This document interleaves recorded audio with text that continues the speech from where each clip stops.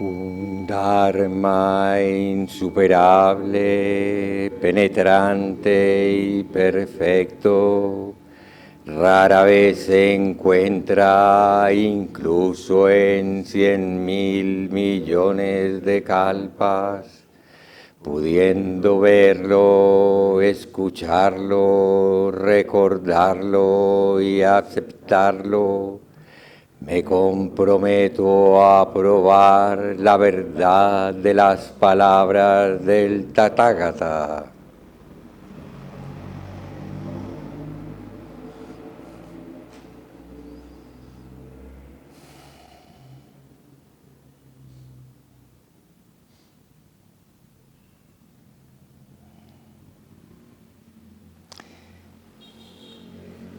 Bueno, siempre es bello decir gracias, gracias por acompañarme, gracias por apostarle al Dharma, por tomar en serio el que existe una enseñanza y una práctica para todos los seres que quieran recibirla, que nos acerca a una condición o nos lleva a una condición diferente. Diferente en el sentido de que va más allá de lo que los que estamos aquí somos testigos de nosotros mismos, de la dispersión de la mente, del sufrimiento. Lo que pasa es que la palabra sufrimiento encubre tantos matices y algunas personas pues consideran que por usar tanto esa palabra el budismo pareciera describir una realidad pesimista. Bueno, hoy en día no es fácil usar un discurso optimista. Creo que el pesimismo en general siempre ha tenido una cualidad que no es despreciable, y es que es realista, que es capaz de ver la realidad mucho más fielmente que a veces las visiones demasiado halagadoras, demasiado positivistas. El budismo no es pesimista, el budismo es realista. Si Buda no hablaba de felicidad y prefirió señalar dukkha, el lugar de lo insatisfactorio, el lugar de lo imperfecto, el lugar de lo que nos genera cierta incomodidad. La palabra actual es estrés. Estrés es todo ese esfuerzo que estamos haciendo de manera permanente para acomodarnos a una realidad desafiante, a una realidad que nos está sacudiendo.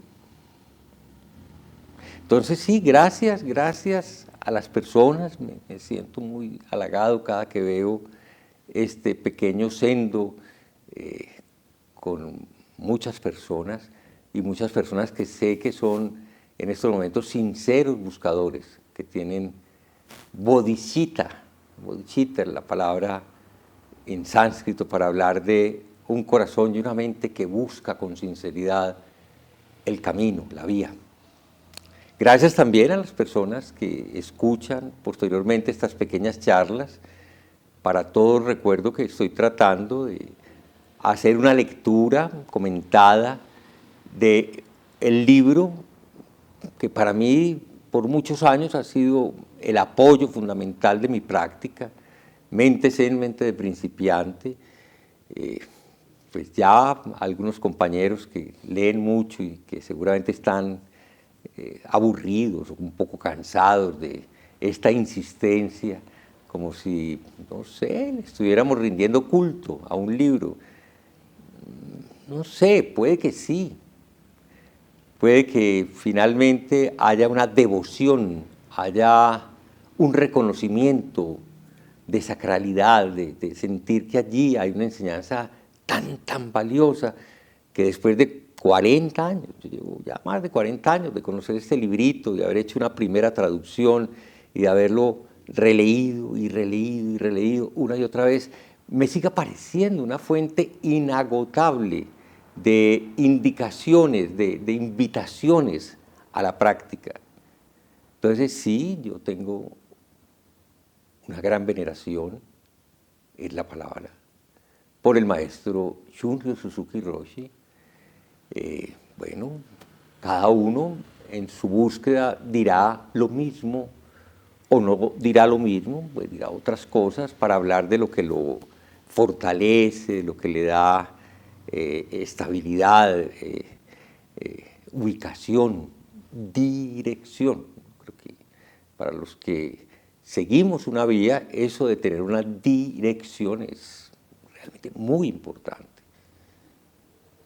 Y la dirección para mí, creo que para algunas de las personas con las que comparto la experiencia de construir en este lugar una escuela que transmita la enseñanza del budismo Soto Zen, del linaje del maestro Shunryu Suzuki Roshi, pues creo que me acompañan y están de acuerdo en continuar aprendiendo. Porque el aprendizaje no es el aprendizaje habitual de una lectura, de unos conceptos. Yo creo que en eso el maestro Shunryu Suzuki puede ser hasta reprochado, porque de filósofo poquito. Su discurso no es el que habitualmente encontramos en los grandes libros de la enseñanza, incluso de la difusión del Zen. Es tan preciso, es tan directo, lanza al corazón abierto y dispuesto a recibirlo indicaciones precisas. Bueno, voy a hablar de un capítulo que tiene un título. Él no escribió este libro, que sea eso también importante. Él preparó una serie de charlas que no estoy seguro que sean tan formales como quedaron en el libro. Lo mismo que estoy haciendo yo hoy. Él iba a un lugar en Palo Alto donde se reunía una comunidad laica de practicantes americanos. Él vivió, no sé, 12, 13 años en total en los Estados Unidos y no alcanzó a aprender nunca muy bien el inglés. Su inglés no era muy bueno. Él hizo mucho esfuerzo para preparar cada clase para poder transmitir lo que quería transmitir, que fuera estimulante para personas como nosotros. Sí, hay diferencias entre California y justamente Palo Alto. En esa época no es el Palo Alto que conocemos. En esa época no había todavía esta revolución enloquecida de los medios electrónicos y de todo el mundo, de los hardware, de los software. Eso en esa época creo que era muy limitado a las universidades, no tenía mucha presencia en la vida diaria. Ahora Palo Alto está marcado efectivamente por la presencia de las grandes multinacionales, de toda esta locura electrónica en la que estamos. Lo de hoy se llama no dualismo. Y qué interesante que se hable del no dualismo. Bueno, a los que han saboreado la esencia de la enseñanza del Buda y muy particularmente de la enseñanza del Zen, saben que nosotros, si de alguna cosa deberíamos estar siempre firmemente establecidos, es de no crear oposiciones, de no depender de cosas opuestas, de no caer en la trampa de clasificar el mundo en categorías en las que hay algo a un lado y hay otra cosa al otro lado. Sí, el budismo, la enseñanza del Buda, desde que apareció, fue no dual. Y eso en la época en que apareció en la India era altamente desafiante, porque todo lo que sucedía en la India, en el pensamiento espiritual y religioso, y de carácter filosófico igualmente, apuntaba a crear dualidades entre el ser superior y el mundo de la materia, entre el espíritu y el cuerpo. Bueno, mente y cuerpo es mucho más cerca de nosotros que lo que había en esa época. Con el tiempo, 1000 años después, más, 1200 años después, no sé, pueden ser más, 1400, Sankara, un gran maestro, un gran monje inicialmente, de una de las tradiciones hinduistas, haciendo una lectura crítica del budismo. Él polemizaba bastante con las escuelas budistas. El budismo en el siglo VIII, séptimo, octavo de nuestra era, se fue llenando de conflictos y se fue alejando de una realidad cambiante. La India estaba viviendo muchos procesos. Al mismo tiempo, el hinduismo, muy versátil, muy dinámico, estaba aprendiendo muchas cosas, y Sankara lo que hizo fue una profunda lectura de toda esta tradición no dualista del budismo y logró incorporarla y hacerla pertenecer a las grandes corrientes hinduistas que son, digamos, recientes, lo que se conoce como la síntesis del hinduismo, del brahmanismo. Desde entonces apareció el Vedanta Advaita. El Vedanta existía, pero no era Advaita, y Vedanta habla del fin de los Vedas, era como la culminación de una época espiritual, pero el Vedanta nunca se distanció de los Vedas. El budismo, o el Buda más bien, sí tomó distancia de los Vedas. Había una postura beligerante, revolucionaria, en algunos buscadores espirituales. El Buda era literalmente un buscador de la verdad. Así se describe en esa fase en que incluso entra a ser parte de ese movimiento que hoy en día llamamos la revolución de los heramanas, de los ascetas. Él fue un asceta, y no cualquiera, un asceta extremo. En su búsqueda pasó por muchas etapas que no lograron servirle para resolver el asunto del sufrimiento,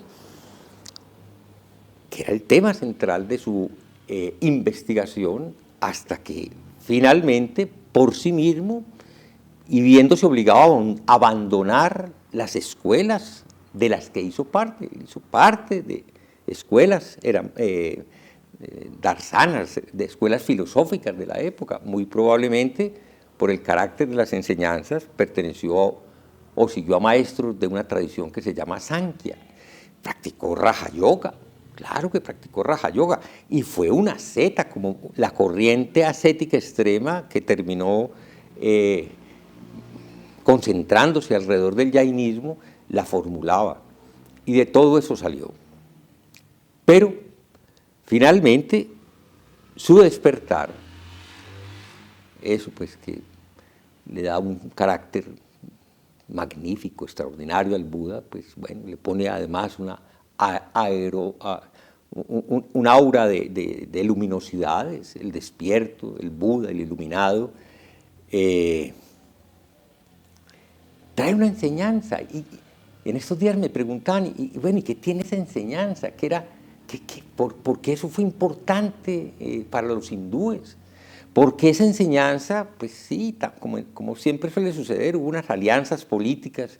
Si no hubiera sido por la fe del emperador Ashoka, probablemente el budismo no hubiera encontrado, digamos, una gran acogida a nivel popular. A lo mejor eso tuvo mucho peso, pero yo no creo. Yo siento que por 3 siglos el budismo avanzó y estaba claramente posicionado en el ambiente de las diferentes darsanas, de los diferentes dharmas que se ofrecían, y los brahmanes, los sacerdotes del momento, del brahmanismo, en cualquiera de sus manifestaciones, se acercaban a la enseñanza del Buda, y cuando la escuchaban, muchos de ellos la encontraban tan sensata, tan precisa, tan clara, que no dudaban en dar el paso. La historia, para los que les guste, del ingreso en que se llama el budismo temprano, en la primera sanga del Buda de Sariputra y Mahayana, que eran unos grandes brahmanes, cada uno de ellos con más de 500 discípulos y muy respetados. Y lo que se cuenta de Sariputra es que un día en la calle ve pasar a un monje y qué detalle tan bonito. Y le impresiona su serenidad, sus gestos, su porte. Es decir, hay algo en su cuerpo que hace que Sariputra, que es un gran practicante y probablemente de yogas y de muchas otras cosas, diga, allí hay alguien que encarna algo valioso. Y se acerca y le dice, oye, monje, ¿de qué maestro y qué dharma sigues? ¿A quién le comes cuento? Y dice él simplemente, yo sigo a Gautama Sakyamuni, el Buda. Y voltea y ¿qué enseña? ¿Qué enseña ese tal Buda? Y dice el monje, que no recuerdo cómo se llamaba, él ha enseñado, bueno, en los sutras aparece como en un versito que tampoco me acuerdo de él, que toda acción tiene consecuencias. Parece ser que Sariputra estaba maduro, hechito, listo, oyó esto, algo tan simple, y no dudo de que el contacto físico con el monje y con sus 500 monjes, y fue y le echó el cuento a Mahayana de que había un gran maestro que tenía un dharma tremendo, le dijo de qué se trataba, y Mahayana inmediatamente abrió los ojos y se convirtieron y fueron. En la historia del Buda, que él nunca realmente postuló nominaciones para ser reemplazado, al final de su vida, pues el que tenía todos los méritos para reemplazarlo era Sariputra. El problema de Sariputra es que se murió 3 meses antes. ¿Qué enseñó el Buda que fue tan importante en un país, en una nación, con tantas corrientes espirituales tan atractivas, con tantas formas de buscar la liberación, el moksha, con tantas, bueno, posibilidades devocionales? En ese momento tal vez los dioses, como los conocemos ahora, apenas estaban prefigurándose. Tal vez en ese momento Shiva no era Shiva, sino que era Varuna o tenía otro nombre. Indra ya había perdido prestigio, pero ya se hablaba de Brahma y era el centro de acción. Y esa dualidad entre lo divino y lo humano marcaba la experiencia espiritual de la India. Pero a mucha gente la sencillez de la enseñanza del Buda lo captaba de inmediato. Y creo que posiblemente era más su presencia silenciosa, precisa, que tenía respuestas apropiadas, que tenía muy buen humor.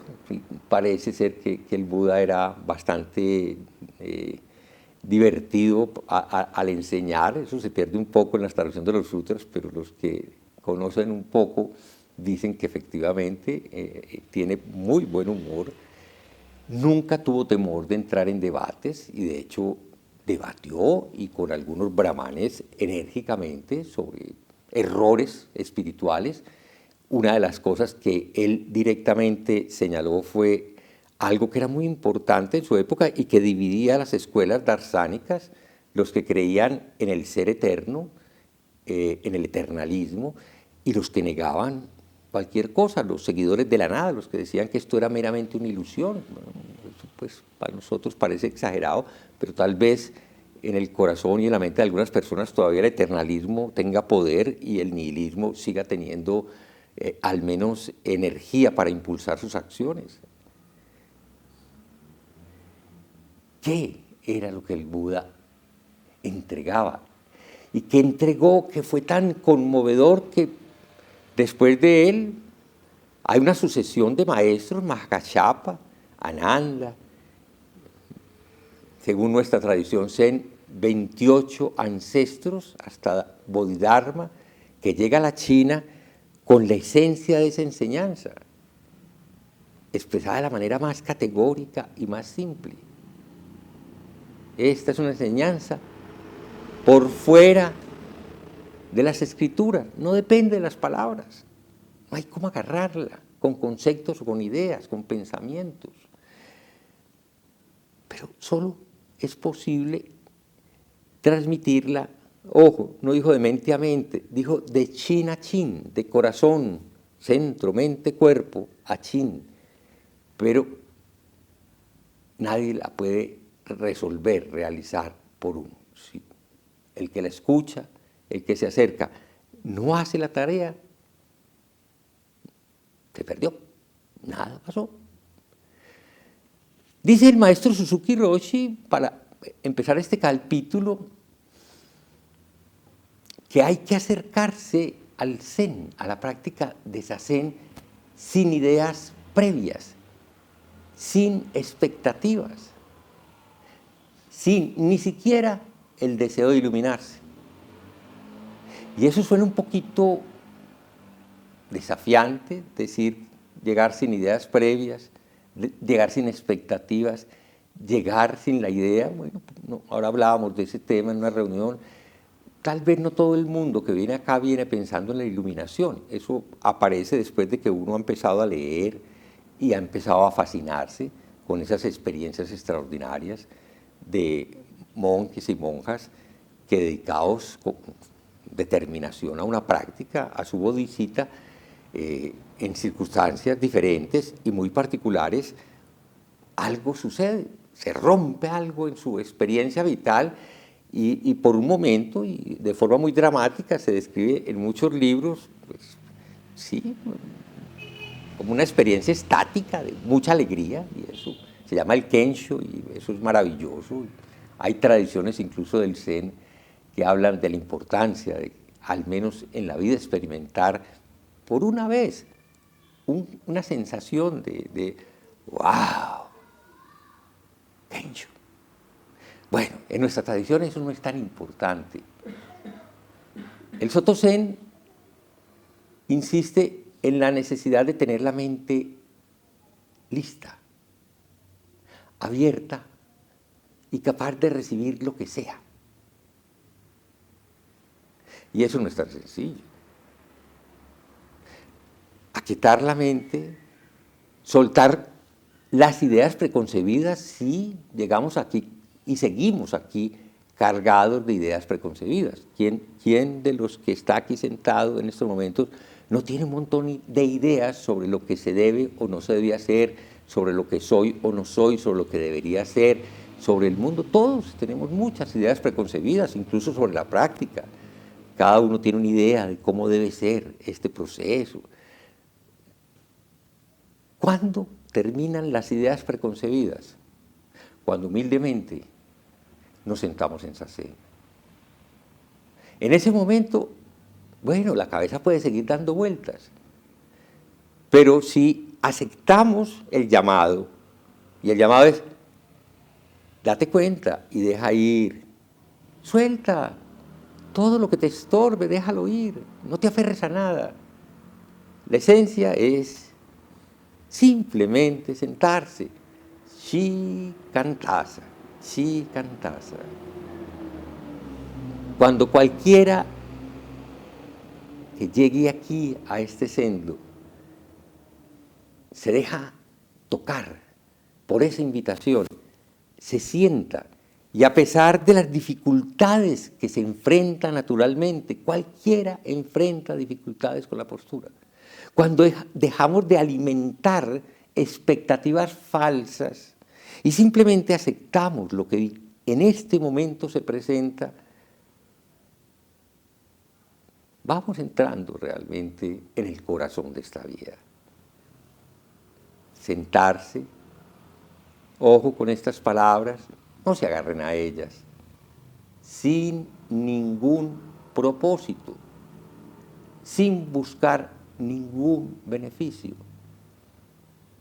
Y está malo venir a Zazen para recuperar un poquito de cordura en medio de toda esta desesperación en la que nos movemos, Es malo venir aquí pensando que Sazen y estar en el sendo es quizás un oasis, un lugar de paz. Está malo llevarse ese beneficio de tranquilidad real que se siente en nuestro sendo. No, por supuesto que no. Yo creo que la mente requiere, de todas maneras, por un tiempo, quizás muy largo, cosas en que apoyarse. Apoyémonos en aquellas cosas que, por su propia naturaleza, demuestran que son saludables. Pues, otra forma de buscar, entre comillas, tranquilidad que algunos pueden encontrar un viernes en la tarde, es más bien irse a un lugar con unos amigos para tomarse unas politas. Bueno, está bien, tampoco hay problema. De vez en cuando, cualquiera de los que estamos aquí lo hemos hecho y pues eso es parte de la vida. Pero cuando venimos al sendo es verdad. Aún en momentos de mucha agitación, cuando aceptamos el dejar ir, el soltar, y al cabo de unos minutos o quizás toda la práctica, nos damos cuenta de que estuvimos aquí, presentes, atentos a lo que estaba pasando. Yo sí estoy seguro de que adentro de la persona que hace ese esfuerzo consciente aparece en un nivel ligeramente o a veces muy grande, muy alto, un nivel de tranquilidad. Y la práctica efectivamente puede, garantiza que estemos caminando más claramente del lado de lo luminoso, del lado de lo tranquilo, del lado de lo equilibrado, que si no lo hacemos. Entonces, por favor, cuando oigan esto, sentarse sin ningún propósito, óiganlo y olvídenlo. Simplemente permitan que se haga. Porque la eficacia de estas enseñanzas realmente están cuando uno no las retiene, cuando uno no las atrapa. Le he escuchado a menudo a muchos grandes maestros de nuestra tradición que después de una enseñanza del Dharma, poco importa si uno se acuerda de las palabras o de las enseñanzas transmitidas, porque el cuerpo nunca olvida.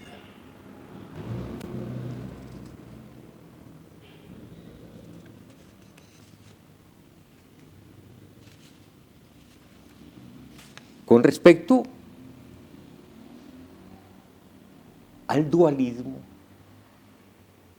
sin entrar a ningún tipo de discusión filosófica, que para mí no tiene realmente sentido, lo que quiero es recordar que en el corazón de nuestra práctica está la confianza en lo no dual. Lo no dual no es una idea, no es un pensamiento que tengamos que traer a nuestra mente para resolver un problema de orden ontológico, de si existe un ser o son muchos seres, qué sé yo. No, eso no es esa no es nuestra práctica. La enseñanza de la gran sabiduría del Prajna Paramita tiene muchos textos, cada uno de ellos un tesoro inapreciable. Para algunas personas que apenas se acercan a la práctica, puede que al comienzo su lectura no sea muy fácil. Hay algunos más, otros menos fáciles.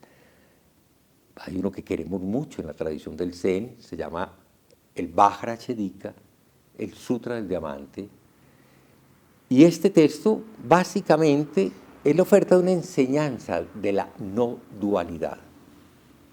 Las palabras que repetidamente el Buda y Subhuti pronuncian Subhuti está aclarando cosas, giran directa, de manera precisa, alrededor de lo no dual.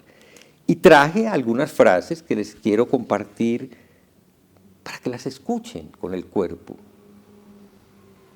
No piensen en ellas mucho, simplemente recíbanlas. Así que dime, Subhuti, ¿he enseñado mi lección final?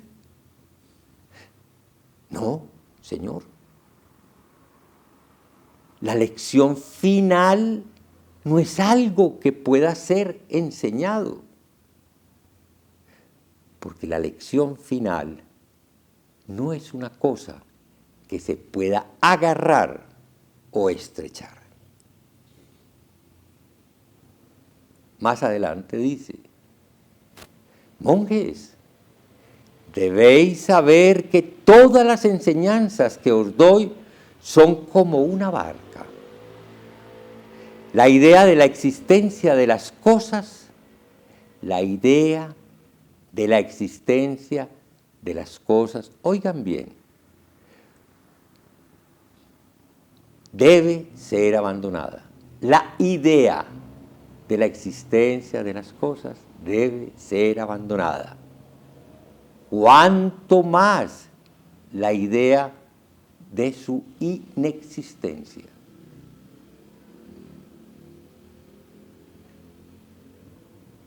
Y más adelante, saqué unas frasecitas de esas que siempre me han pegado a mí cada que leo el Bhagavad-gita. ¿Qué piensas, Subhuti? ¿Hay muchas partículas de polvo en todas las galaxias? Muchas, honrado por todo el mundo. Subhuti, el Tathagata dice que estas partículas de polvo no son partículas de polvo. Por eso se les llama partículas de polvo.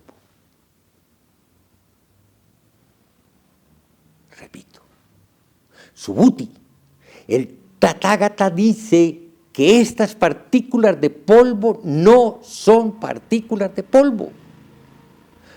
Por eso se les llama partículas de polvo.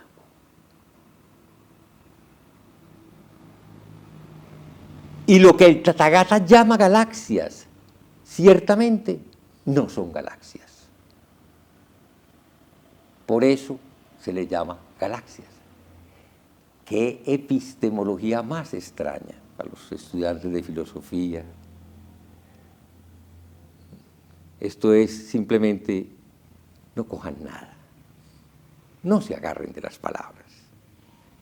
La mente que no separa, que no elige ni rechaza, que no se aferra a los pensamientos ni a las palabras,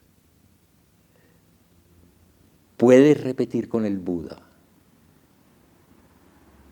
todas las cosas compuestas son como un sueño, un fantasma, una gota de rocío o un relámpago. Así se deben meditar en ellas, así se deben observar.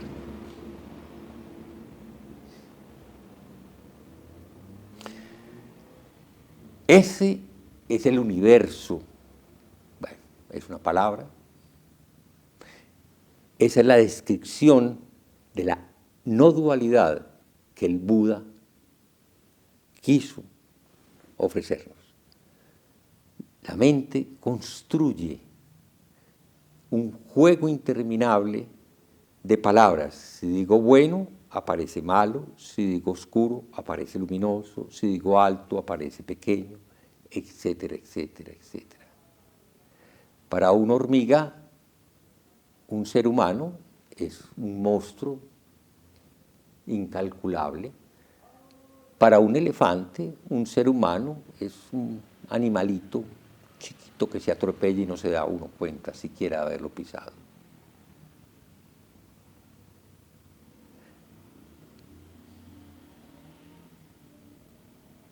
A menudo se habla de parar la mente. Realmente no hay tal cosa. Nunca en nuestra práctica la mente va a estar literalmente detenida.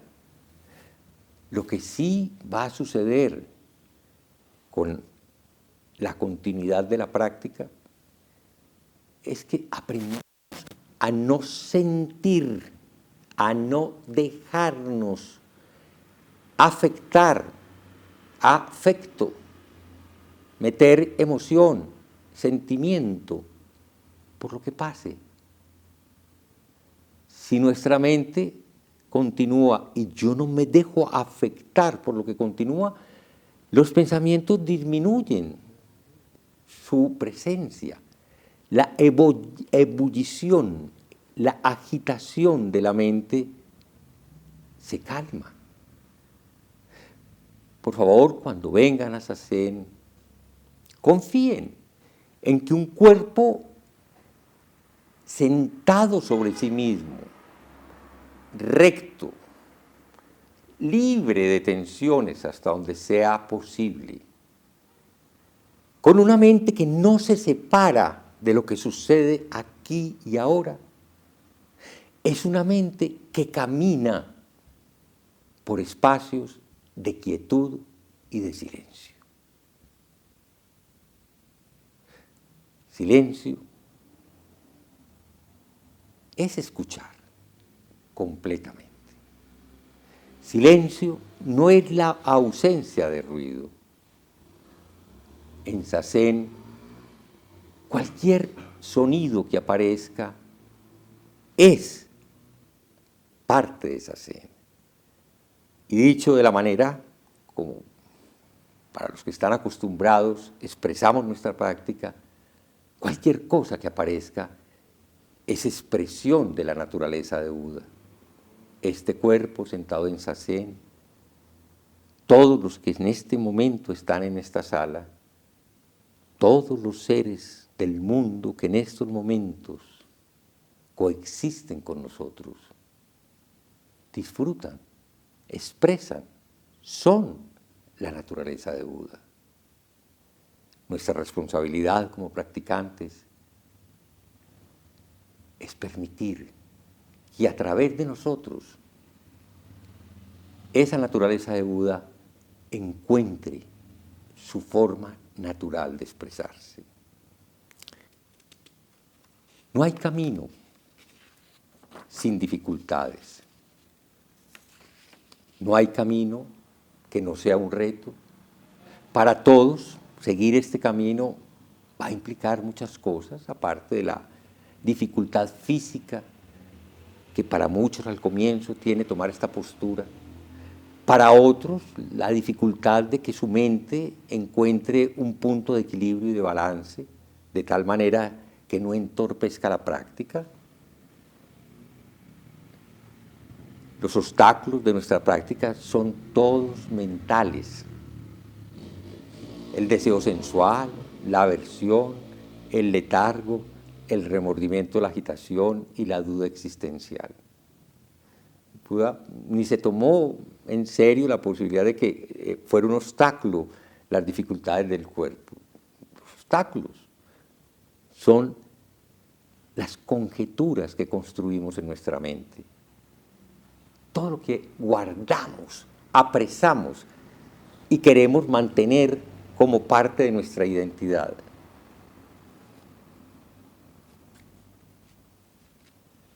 De modo que agradezcamos las dificultades para los que todavía se tienen que enfrentar y lo tendrán que hacer por un tiempo quizás más o menos largo, a limitaciones en el cuerpo para que se acomode la postura, agradezcan tener ese desafío, ese saber que tienen que confiar en el camino propio para que el cuerpo resuelva esa conjetura física.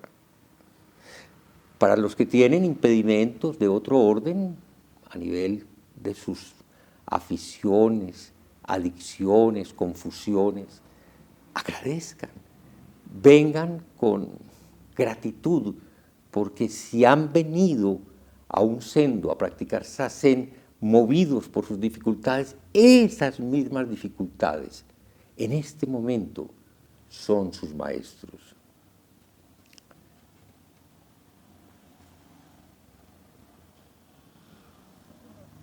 No recuerdo el nombre, y tal vez en el libro del maestro Suzuki, no sé si lo menciona, hay un maestro Zen que está muriendo, ya está en las últimas etapas de su agonía, y alguien se acerca y le pregunta que cómo está. Y él responde, inspirado por una presencia que no lo ha abandonado: Buda con cara de sol, Buda con cara de luna. El Buda se expresa en todo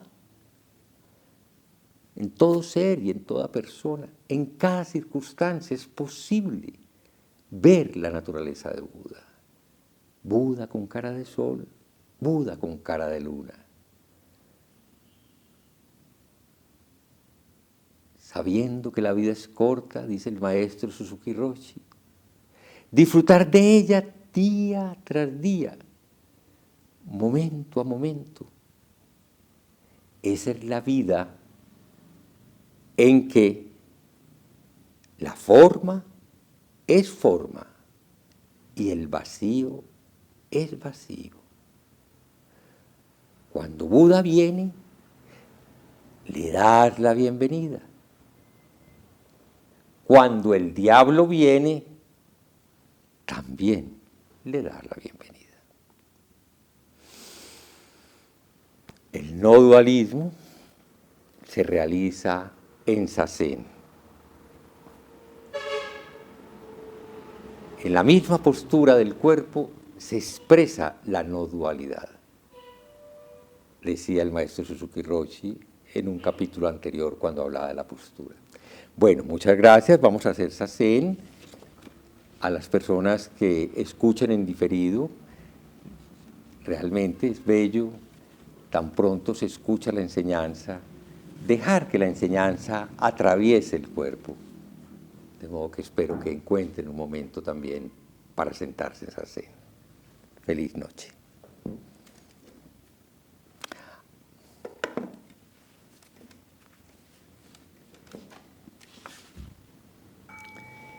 Que nuestra intención se extienda por igual a cada ser y lugar con el verdadero mérito del sendero de Buda. Los seres son innumerables, hago el voto de salvarlos. Las ilusiones son inextinguibles, hago el voto de terminarlas. Las puertas del Dharma son infinitas, hago el voto de atravesarlas. El camino del Buda es inmejorable, hago el voto de realizarlo.